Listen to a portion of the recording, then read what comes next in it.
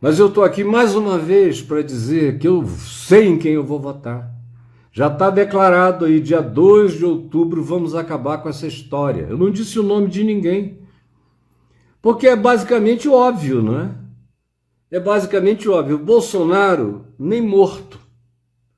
Não é por causa desses 3 anos e não sei quantos meses, quase 4 anos, não, porque eu fiquei em 2017, 2018, eu perdi 300 mil seguidores, crentes com ódio de mim, porque eu dizia, não façam essa loucura contra esse país, nem contra vocês.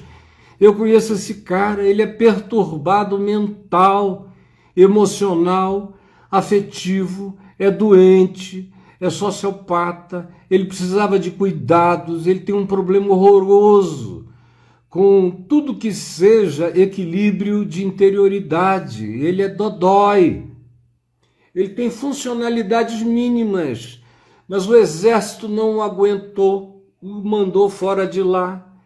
Ele ficou aqui como um ser completamente relegado a mais baixo que o baixo clero, de tão inoperante que ele foi durante 30 anos. Ele só sabia falar loucuras, louvar terroristas, torturadores, dizer que mataram pouco no golpe militar, que se fosse ele tinham matado pelo menos de cara assim 30 mil no paredão. Diz que se ele pudesse ele matava o FHC naquele tempo, que seria uma boa coisa a fazer. No Rio ele comprou o axioma de um membro do Esquadrão da Morte no passado, que foi político no Rio de Janeiro, que dizia que bandido bom é bandido morto. Ele pegou isso para ele, transformou num mote de campanha durante muitos anos. Você acha que eu vou votar num cara desse? É como perguntar se, havendo alternativa entre votar no imperador Marco Aurélio, que não era nem um santo, ou votar em Nero, em quem que eu votaria? É claro que eu votaria no Marco Aurélio. Votar no Marco Aurélio ou votar no Calígula, em quem que eu votaria? É claro que no imperador Marco Aurélio. Se eu tivesse que votar em César Augusto, de um lado, ou votar em Domiciano, que foi um grande perseguidor, que teve prazer em matar gente para todo lado, é claro que eu votaria no mal menor, em César Augusto, dos dias de Jesus.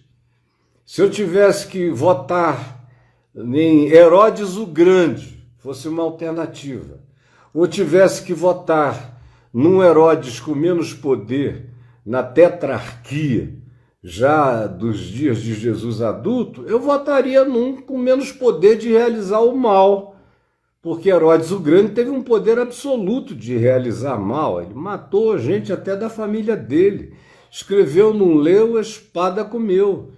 Então, eu não estou votando entre o bom e o excelente, eu estou votando entre o infernal e o ladrão. Porque o ladrão, pelo menos, aceita sair do poder. O ladrão é democrático. Eu estou usando a expressão de vocês. O ladrão, depois de 4 anos, se tiver alternância, vai ter alternância. O ladrão crê nas instituições. O ladrão foi preso, aceitou a prisão.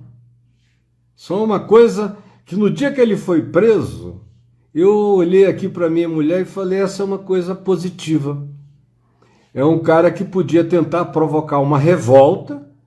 Vocês viram que a Polícia Federal, quando ele foi preso, nem ousou chegar perto daquela multidão enorme, que bastava acenderem um fósforo e o estilhaço da pólvora correria para todo lado, no país inteiro. Mas ele não, ele se apresentou sozinho, foi lá, não foi buscado.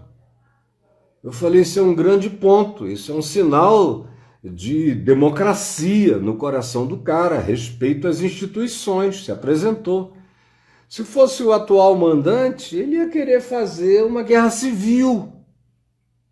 Então eu não estou escolhendo entre o ótimo e o bom, eu estou escolhendo entre o infernoso e um ser que, pelo simples fato de já ter governado 8 anos e ter aceitado passar o poder para a companheira dele de partido, e a companheira ter aceitado o impeachment, que é outro sinal de democracia, podia ter criado um problema. E olha, que ela foi impeachada ou impeachmentada, como você queira, por uma coisa absolutamente construída. Foi uma grande arquitetura que concluiu que houve um erro das pedaladas fiscais. Comparado com o que aconteceu nesse governo, se fosse a Dilma, teria sido impeachado ou impeachmentado umas 30 vezes, pelo menos. Na única que foi, deixou o poder. E o Temer assumiu. Então eu tenho muito mais paz de escolher quem permite a alternância, mesmo em circunstâncias sem fazer ameaça de natureza nenhuma, do que alguém que diz que se perder porque houve golpe. E se perder em circunstâncias assim, ou seja, basta ele perder, que ele disse que já houve golpe. E que não vai aceitar isso. Ele não tem como demonstrar que tem fraude em nada, mas a demonstração da fraude é ele perder. Parece criança, dona da bola. E aqueles meninos que geralmente apanham dos colegas na rua, porque dono da bola entra no cacete na vida real. Então, eu estou fazendo a minha escolha por um mal muito menor. Estou fazendo a minha escolha pela continuidade do país. Meu amigo Ciro não tem como ganhar. A Simone, que é uma gracinha, é para daqui a 8, 10 anos, não tem como ganhar. Quem tem como acabar com essa farsa no primeiro turno é o voto no Lula e no Alckmin, que esteve comigo há algum tempo atrás e foi uma conversa extremamente agradável. Eu fiz todas as perguntas que a maioria de vocês gostariam que fossem feitas. E eu também sei como é o Alckmin há décadas e décadas e décadas, e ele não é a princesinha da metamorfose, como a minha mulher diz. Ele é um cara que tem backbones, ele tem as espinhas dele, ele tem coluna vertebral mínima, e ele é um homem sério, íntegro, simples, que lava a própria roupa e passa as próprias camisas até no hotel, em qualquer lugar. Eu respeito gente assim. A minha escolha está feita, sem declarações veementes de nenhuma natureza, mas eu voto pelo Evangelho, eu voto pelo Brasil, eu voto em nome de todos os pobres, em nome dos que estão indo dormir com fome e já não estavam há muitos anos. Eu voto em favor do SUS. Eu voto em favor do meio ambiente, devastado, arruinado, desgraçado. Voto em favor de uma FUNAI que ame os índios. Voto em favor de uma Fundação Chico Mendes que cuide, de fato, da biologia e da diversidade das nossas florestas. Eu voto em favor dessa multidão acampada debaixo dos viadutos, das pontes e nas cidades e para todo lado. Eu voto em favor dos milhares e milhões de desempregados que já até aceitaram sua condição de desemprego e partiram formalmente para a informalidade, de tão desesperançados que ficaram. Eu voto em favor do melhor que o Brasil já teve. Ou seja, é no mínimo o melhor. E o melhor que nós tivemos, não estou falando de pessoas, mas de projeto de país, melhor fase do Brasil, foi entre 2003 e 2010, 2011, 2012, por aí. Se não fosse a desgraça do mensalão, que foi a tentação de negociar com o Centrão, e a desgraça do Petrolão, que foi a tentação de negociar com o empresariado, Se não fosse isso, o governo em si e o que tinha sido feito no país tinha sido muito bom.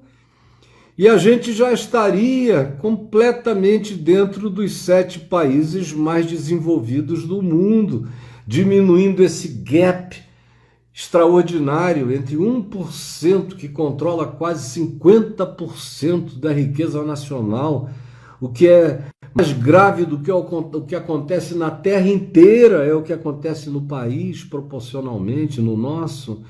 Então eu voto em favor de quem não tem poder de dizer nada. Eu sei que enquanto eu estou falando aqui tem gente com ódio para todo lado, mas olha bem para o meu rosto. Ontem à noite, minha filhinha caçula, meu amorzinho, a Juliana, neném da família, com 38 anos de idade, falou: paizinho, não fala mais de política, porque eu fico com muita angústia, as pessoas ficam batendo em você. Eu falei: minha filha, eu sou o mais discreto que eu posso, mas eu preciso. Porque eu não tenho milhões e milhões de seguidores, mas todos os formadores de opinião no mundo cristão e fora do mundo cristão me assistem. E eles têm uma liberdade muito maior do que eu de, em me ouvindo, reproduzirem o que eu diga com palavras mais explícitas e com as palavras deles próprios, para os meios e para as mídias deles mesmos, de modo que eu sei que eu estou falando para muito menos gente toda vez que eu falo num assunto desse. Mas eu falo na presença de Deus, como hoje. Eu orei e orei antes de falar aqui. A minha mulher, por exemplo, ela prefere quando eu não falo nada, porque ela me ama.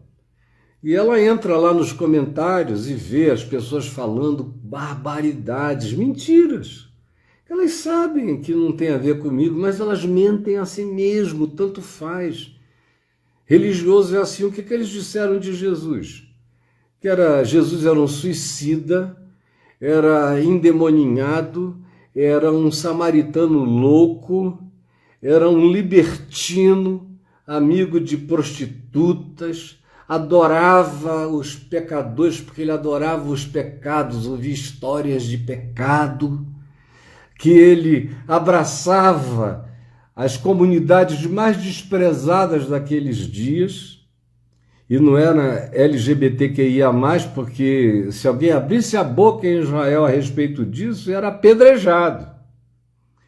Ora, as relações heterossexuais ilícitas, ou seja, o adultério, eram objetos de pedrada. As mulheres, lê João 8, os homens escapavam como sempre escapavam no patriarcado e nas clãs, mas as mulheres eram apedrejadas, e era porque tinham gozado heterossexualmente fora da cama conjugal. Agora imagina gay, lésbica ou qualquer outra coisa, isso não existia. A opção do cara era virar eunuco, se castrar, para ficar com mais liberdade de expressar a voz fina, os tratos femininos, o efeminamento ou qualquer coisa assim. E tinha que até pedir para alguém o castrar, como se fosse um escravo, porque pessoalmente ninguém podia fazer isso de moto próprio e não ser punido com a morte.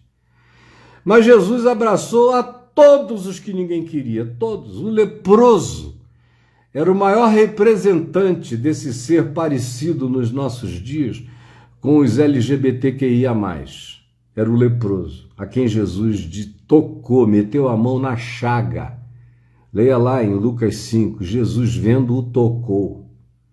Senhor, se tu quiseres, tu podes purificar-me. E o que se diz? Então Jesus afastou-se 10 metros e disse de longe: eu quero, fica limpo. Não.